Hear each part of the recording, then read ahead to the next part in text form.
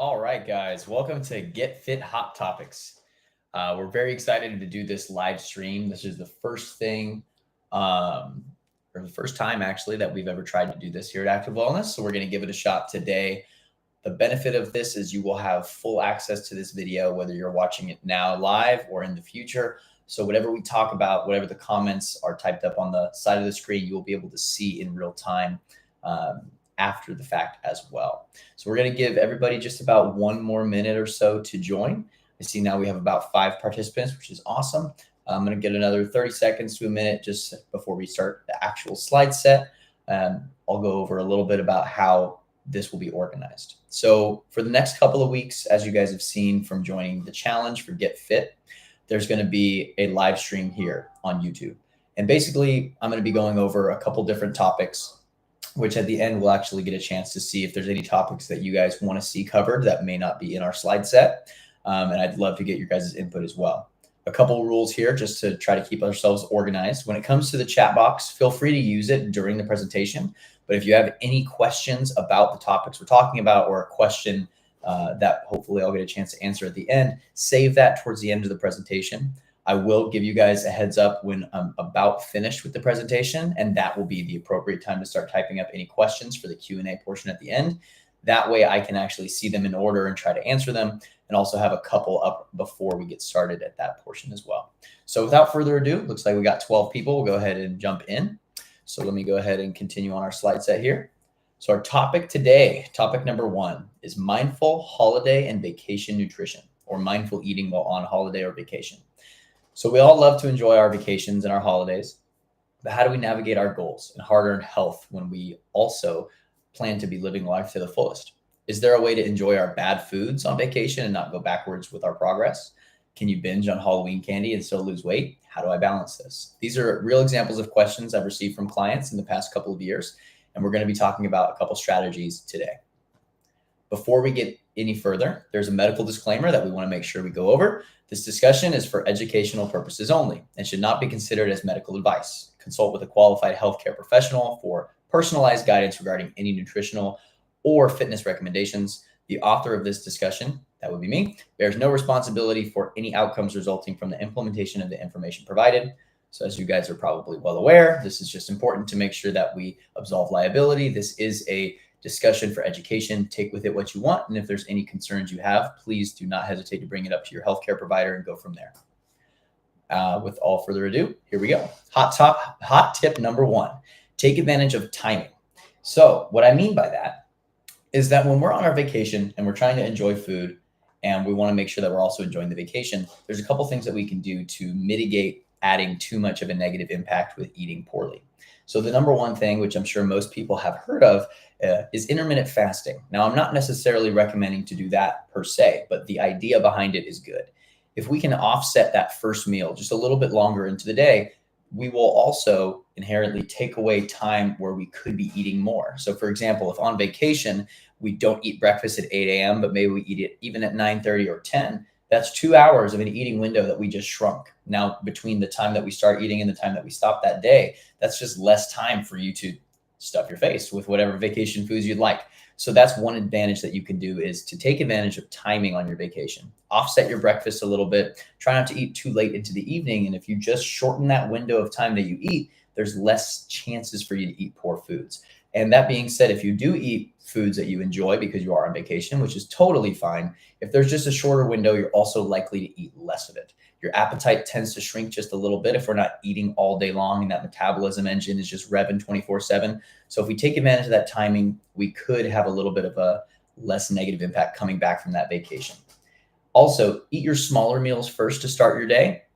Try not to eat a giant amount of food to expand the stomach, and then every day on vacation, you want to just keep going more and more and more. So try to keep a little bit of a cap on the meal size. That will also help you not want to continue to increase those meal sizes moving forward. And if you can, don't snack. When you're on vacation, some of the best things that you can do is enjoy a nice restaurant or go out for drinks before that restaurant as well. Try not to have too many snacks. Like, don't have a bag of Doritos that you're going to have in between 2 really delicious meals that you're spending hard-earned money on when you can have Doritos at home. So try to think of things like that and not take advantage of eating the bad foods that you don't need that aren't special to where you are. Also, plan your dinners. I'm sure a lot of you do this already when you're on vacation or holiday, but if you go out of your way to plan that dinner, look into a place that maybe has healthy options that sound delicious. If you're going to Hawaii and they're known for a certain type of dish, or wherever you may be traveling, try to go somewhere where you can experience the healthiest version of what that place is known for. Next, number 2, another tip that I would give for going on vacation is to leverage your carbs. So what do I mean by that? If you know that your dinner is going to be full of carbs, opt for a little bit less carbs during the day. So if you know that for dinner, you're going to have this delicious fried rice and bread before dinner, or chips at the table, try to maybe eat a little bit less carbs with breakfast and with lunch. So what that might look like is having a breakfast that's more protein full, opting for, if we are going to have carbs with breakfast, fruit versus bread or pancakes. That just allows us to look at our day now as a total amount of allowance for our carbs instead of each individual meal. Then we can kind of overdo carbs at dinner because we underdid carbs at breakfast. Now, with this tip, as well as every other tip, there's no real perfect science to this. These are just ideas that you can try, and you might find that they help you out. On top of that, don't add the extra sauce. So those are other carbs that we may not even see. The teriyaki sauce that goes on top of something, it's full of sugar and carbs. That's okay, but just remember that it also is there. Using hot sauce or seasonings instead of sauces on top of food can also help leverage your carbs. If you know that alcohol is going to be something you choose to indulge in on the trip, then also try not to double down on your carbs by having a beer with your French fries. If you can separate those things, or if you can eat less carbs during the day because you know you're going to have a couple cocktails at dinner, that's also a way that you can mitigate the total carb load for your entire day. Or if you're going to have less carbs in food, then you're going to have more of it in alcohol or whatever have you. Maybe it's sweets for you, maybe it's not alcohol, then also keep that in mind. Less carbs can help us prevent from the extreme level of intoxication, again, from drinking. So I'm definitely not advocating for having 0 carbs if you do plan to drink on your vacation, but definitely you don't need to overindulge. Challenge yourself to try new fruits and vegetables native to the area or region you're traveling, and you might actually find a new way to enjoy a new food there too. Number 3, make exercise a part of the vacation or holiday. If it's Valentine's Day, like today, maybe plan a hike with your significant other. Or if you're not doing something with your significant other or don't have one, plan a hike or something to do with your friends. If you can take advantage of the holiday as the day off of work, or even just the time to do something fun with people, make exercise a part of it. Don't have to force it, but maybe think about options where you could.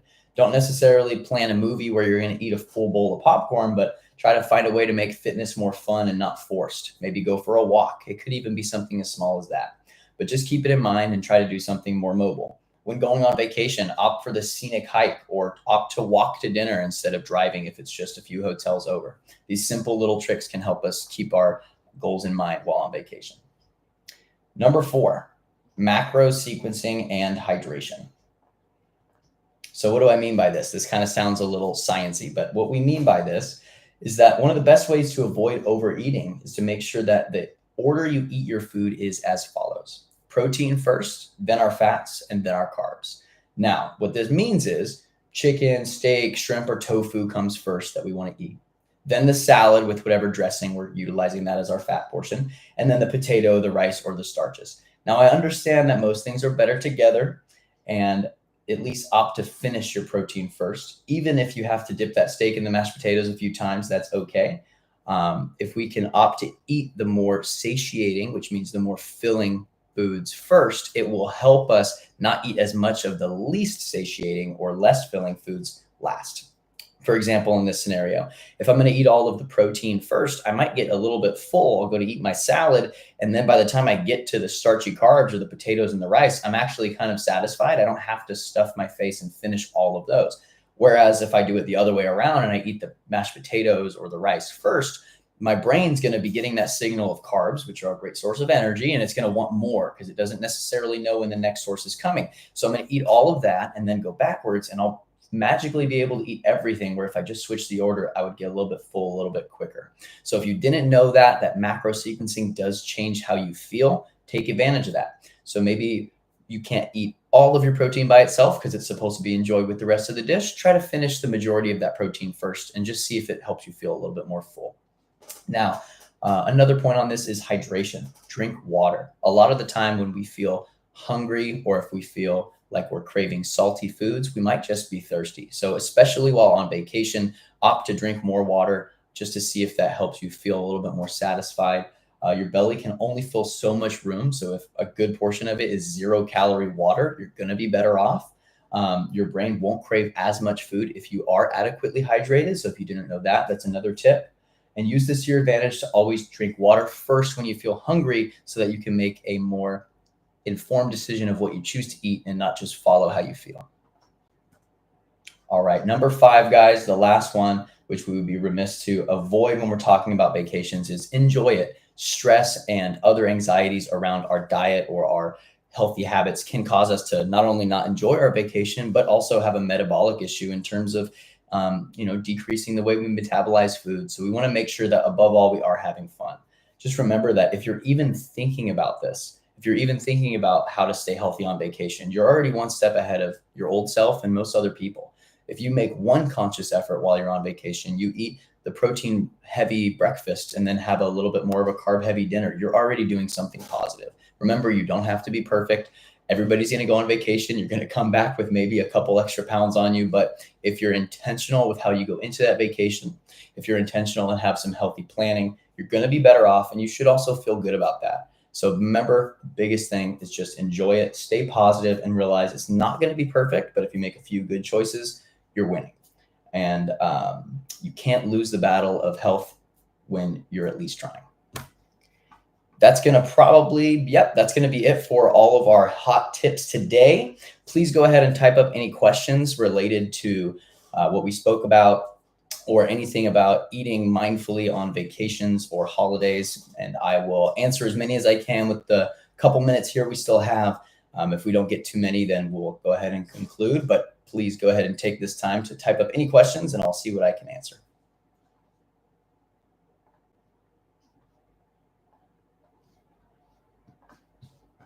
And with this as well, feel free to suggest any other topics you'd like to hear discussed.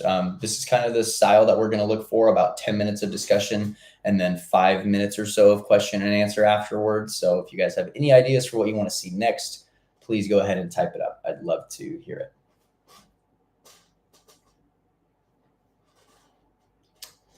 Great, sure, John, I'll address that. So the idea of intermittent fasting related to metabolism, or that intermittent fasting can slow down your metabolism when you don't eat for a great period of time.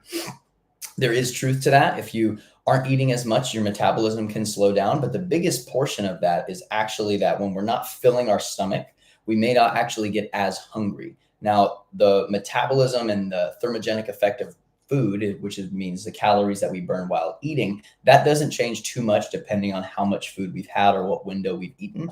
Although there is always an adjustment period whenever we're trying a new style of eating.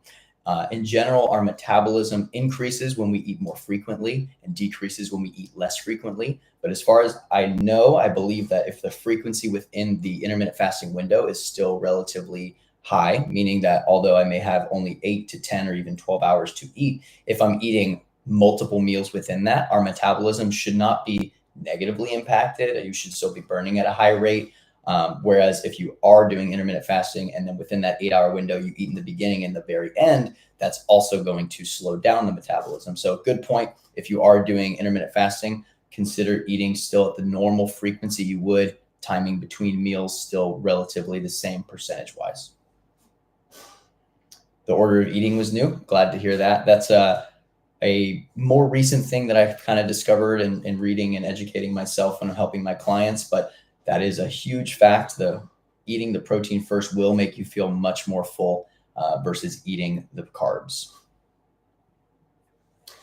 Would love a session on how to determine how much calories to eat. Body composition report shows our BMR, learning how to tie that in. Sure, I can go ahead and answer this just briefly real quick and get maybe more into it with a full session. But if you guys have used the InBody machine to get your BMR, this is going to be your basal metabolic rate.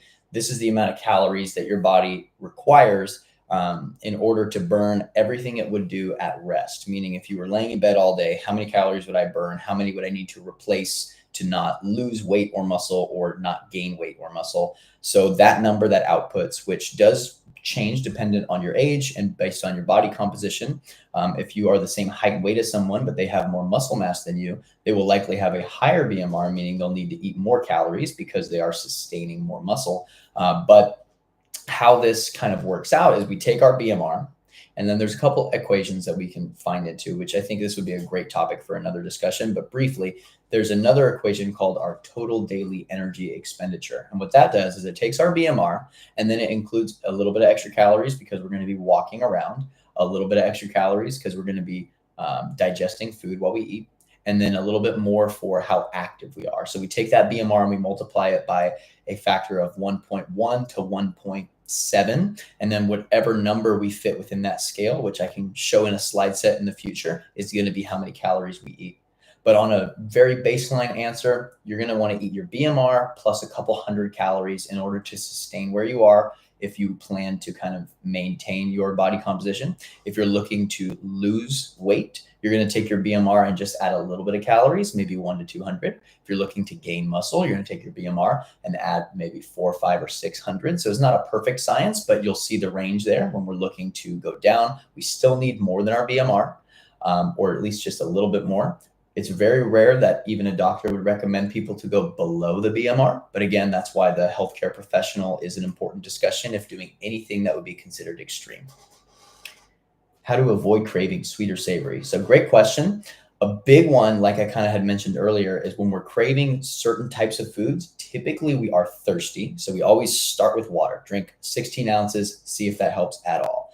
But then also the best way to avoid cravings is actually to not avoid them at all. Let's drive right into it. If we're craving something sweet, our brain goes, oh, dessert, ice cream or something. Try replacing it with something healthy that's still sweet, having strawberries or something that is a fruit that's sweet, or even opting for the coconut version of something that's not full dairy, which drastically lowers the calories. If we can find a way to address that craving, give the body kind of what it wants, but mask it with something that's healthy, we might find that that kind of works out in our favor and that we're not craving that same amount of food the same way that we were, and we're able to replace that. One example I like is if I'm craving something sweet, I will go to my fridge. I'll take a bowl of Greek yogurt. I'll put some blueberries or raspberries in there with some honey on top. That's very sweet. It's very delicious. It has protein in the Greek yogurt. It does have the sugar in the honey, but it's a more natural sugar. It's not processed. And then I have some fruit in there, and I'm able to eat that, enjoy it like a dessert. And it's 150, 200 or so calories. So finding a way to answer your cravings with a better answer, or again, staying hydrated first to make sure that that is exactly what we want. Great questions so far, guys. We have a couple more minutes if anyone has any other questions, or again, any other topics that they want to see in the future.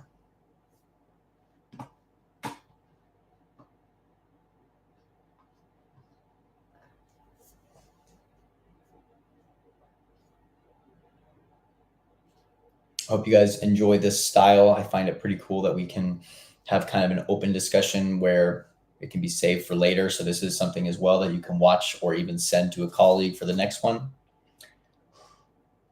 On the cravings topic, is it true your taste buds change based on your habits? Definitely. If you start to eat healthier foods and start to find new foods that you enjoy, you will crave things that make you feel good. The reason that most of us crave sweets and sugar is because we are tired and we want energy. We don't necessarily need the ice cream or the candy bar. We just need something that gives our body that result, which we can get from fruit or whatnot. The reason that you think you want the chocolate is just because that's what you've answered that craving with for so long. So if we, like answering Maddie's question earlier, try to replace that craving with a healthier option that still gives our body the same end result, we may find that we start to crave those healthier things. I know, for example, for me, after avoiding a certain type of fast food for a long time, I genuinely am not interested in it anymore. But after trying to replace my diet with these healthier foods, when I'm craving sweets, I actually do crave the Greek yogurt and honey. And it's because I know that it's going to give me that same feeling of eating something sweet. I'm going to have more energy after that. And I now know that I'm not going to feel lethargic because of eating a large bowl of ice cream. So it does change based on habits. You're very welcome for the session. Any other questions, guys? How should I structure my meals, calorie-wise or intuitive portion-wise? So that's a good question. This does a little bit depend on your goals. I'll answer it for a couple different circumstances. If my main goal is just to maintain my body weight or muscle mass or make very slight changes and I just kind of want to remain healthy, then I definitely am going to want to make sure that I have a good balance of my macronutrients. Carbohydrates are important. You shouldn't avoid them completely. I know there's a lot of diets that say that you should, or for example, the ketogenic diet. Although those can be successful for people, I like to try to recommend things that people can stick to for the long term. The ketogenic diet is very challenging for people to stick to forever, and it also doesn't really jive well when going out to eat with friends. So in general, the answer for that to structure it is healthy carbs. Opt for more fruits and veggies over your starchy things such as breads or pastas, rice and potato. And then also there's kind of a little bit of a pyramid of what we can get away with more of and what we should eat less of. So the better options for our dinner carbs, let's say, are going to be rice or a sweet potato. And those types inside of that would be white rice and a regular sweet potato. Now, quick answer on why white over brown.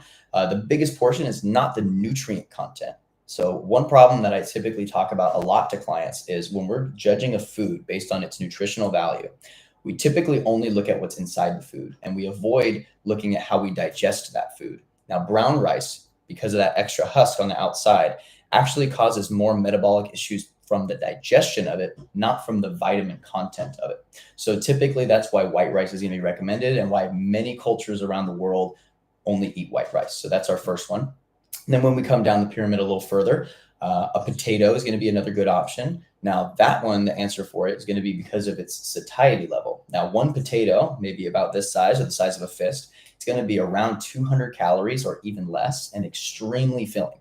And if we can get away with eating that with just a little bit of spices on top, we're going to get way more full than any other source of carbohydrate down this list here, off of way less calories. Next on that list is going to be any other type of grain or like quinoa or other types of starches within that list. And then at the bottom is going to be our pastas, which are much more processed foods, and our breads, which are very unfilling foods. So again, lesson to be learned on the carbohydrate side is we're not looking just at what's inside the food. We're looking at how our body digests it and how it makes us feel, which will also vary person to person. But that's typically how I would structure that. And then when it comes to protein, we're definitely going to want to find a high source of protein. If we're not following a vegan or vegetarian diet, we want to make sure the sources of our protein are good. So if we're going to be eating any red meat, you want to eat grass-fed red meat to ensure that it's the cleanest possible meat that you can get. If we're eating any fish, wild caught is going to be our best option for fish. If we're eating any poultry, we're going to be wanting to eat pasture raised as well as pasture raised eggs. And if you're unfamiliar, seeing the words free range or organic feed or vegetarian feed, those are generally just marketing terms that don't mean almost anything. Pasture raised is the word we're looking for that actually has some ground to it. And again, just to cap that answer on how to structure meals, we're going to want to have a larger than you probably are thinking portion of protein, a large portion of vegetables or fruits to fill up again. Our fats kind of are taken care of in terms of a dressing on a salad or an addition to a meal like an avocado, or if you're having a glass of milk with that. We don't really have to focus on making sure we're getting enough fats. Typically, those are going to find their way into the diet as long as we're not outright avoiding them. And then again, using that kind of carb list I discussed there, opting for more of the fruits or the veggies or the white rices and the potatoes versus the other things. And then let's see. Maybe we'll make this our last question. How do we make sure our metabolism doesn't go down? So that is a tough answer because a lot of people's body will change. Our metabolism is affected by so many things like exercise, stress levels, mood.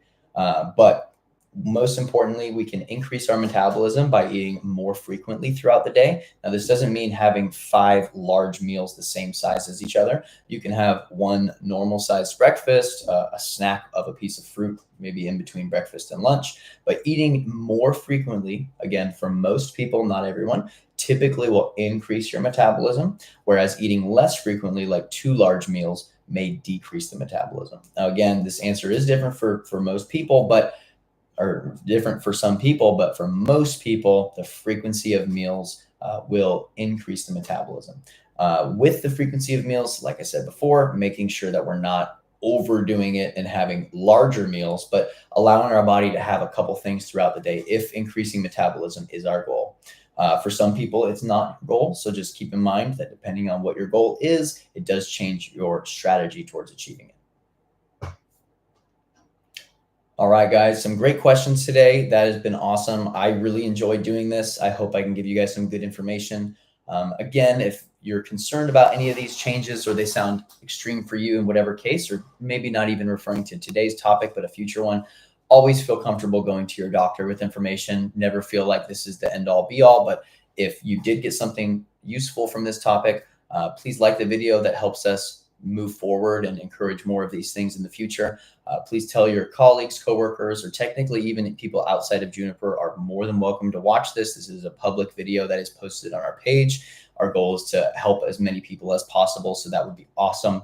And I look forward to doing this again in the future, guys. We will see you next week on Friday, and then our schedule will be a recurring Friday session. So thanks again so much. I really appreciate the questions and the interaction here, guys. You guys are awesome. And I look forward to doing more. And feel free to still comment on this video even after this live stream has ended. The comments will still be visible. The chat box may not be available, but there will be a comment section. So if you think of another topic you would like to hear of in the future, put it in the comment section. Even if it's in a couple days, throw it down there. We will still be actively checking this video to see any interactions that can help us make better ones in the future. So thanks again, guys. Have a great rest of your day and happy Valentine's Day.